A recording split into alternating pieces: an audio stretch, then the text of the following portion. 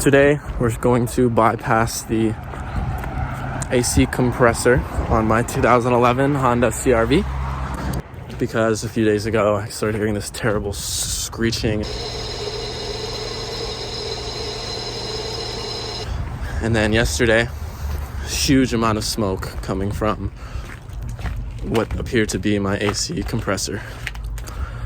Assuming a bearing's really bad. About 6 months before is when my AC stopped working because the clutch would not engage. And I'm guessing the clutch gap just deteriorated. And I'm just gonna fucking bypass it. Forums online have led me to this solution. And I found no videos for the 2010 or 2011 CRV, so I'm gonna try to do this without jacking the car up. I gotta remove some of these clips. I don't know if I can do this without taking the wheel off. There's like no space. Okay, wheels off. Now I need to peeking under here. You can like burn marks.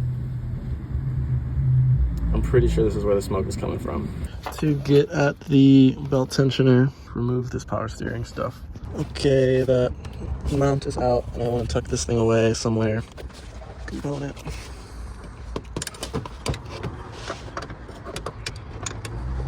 Reservoir again. Fuck, I slipped out. Alright, I'm in. No, I'm out. No, I'm in. Oh man, this is already tight. Fuck. It's off. I've never been so relieved to have a shitty pulley. It does spin, so like it's not seized up, so I fucking probably replace this shit pretty easily in the future. But I think that's the culprit. Water pump is fucking beautiful. Power steering is sturdy, baby. Oh yeah, no play, no slop at all. Actually, it's fine. Okay, I'm so glad it's just the AC. The real question is what belt to use. This one's 1,418 millimeters or 55 and 7/8 inches, which I heard is really tight. This one's 55.5, which is even tighter. Same thickness as with OEM.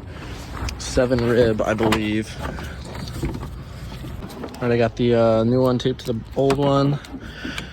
And I'm just doing that so I can pull them through. I'm pulling something. Oh, pulling something. Okay. Okay, start by wrapping it around the drive gear. Throw a little zip tie on there. You're gonna thank me later. So the order with which I put the belt around the pulleys was first the drive pulley at the bottom, and then around the water pump, and then the tensioner and alternator last. And to get it over the final power steering pulley, I had to jam it first in between the power steering pulley and the wrench. Kind of lifted it so it was vertical / sideways, and then yanked it over that lip as I wrenched down on the tensioner. And to pull this all the way, I had to move this cable. I had to kind of dent and stress this plastic too.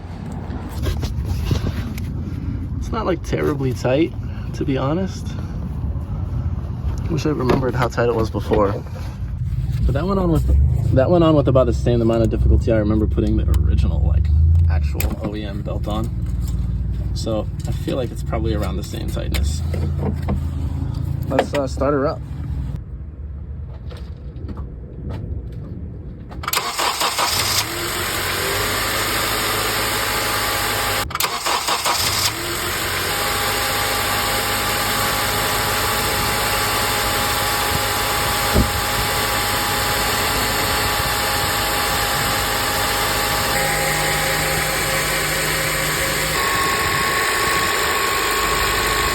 Alright, just got back from a 5-mile test drive.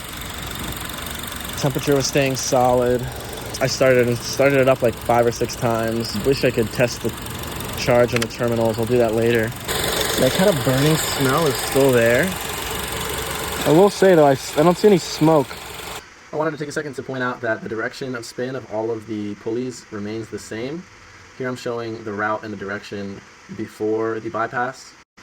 And when we add the bypass, we can see that the direction will remain the same.